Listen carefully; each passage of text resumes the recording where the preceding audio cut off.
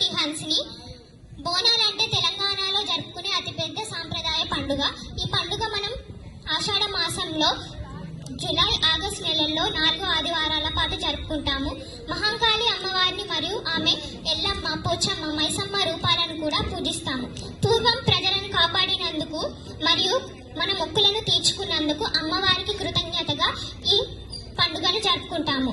అసలు ఈ పండుగ ఎలా ప్రారంభమైందంటే 1969లో హైదరాబాద్లో కొలరా వ్యాపించింది. దీని వలన చాలా మంది ప్రజలు వారి ప్రాణాలను కోల్పోయారు. దీని వలన ఉజ్జయిన్ సైనికులు వచ్చి మహంకాళి అమ్మవారికి ప్రార్థించారు మరియు ప్రతి సంవత్సరం బోనం సమర్పిస్తామని మొక్కుకున్నారు. రోగం తగ్గిన తర్వాత ఈ పండుగను ప్రారంభించారు. అసలు ఈ బోనాలని ఎలా జరుపుకుంటారంటే, బోనం అంటే భోజనం.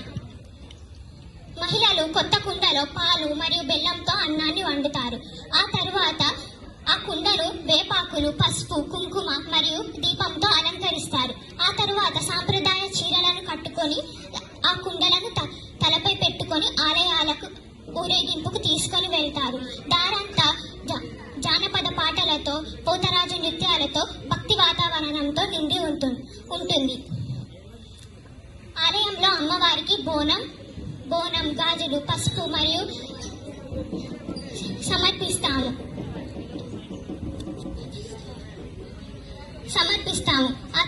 ఆ తర్వాత మొదటి మరియు చివరి ఆదివారం ప్రత్యేక పూజలను జరుపుకుంటారు.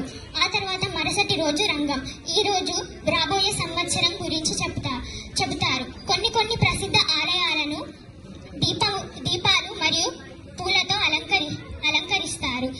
కాబట్టి బోనం అనేది మతపరమైన పండుగ కాదు. ఇది మన తెలంగాణ భక్తి, సాంప్రదాయ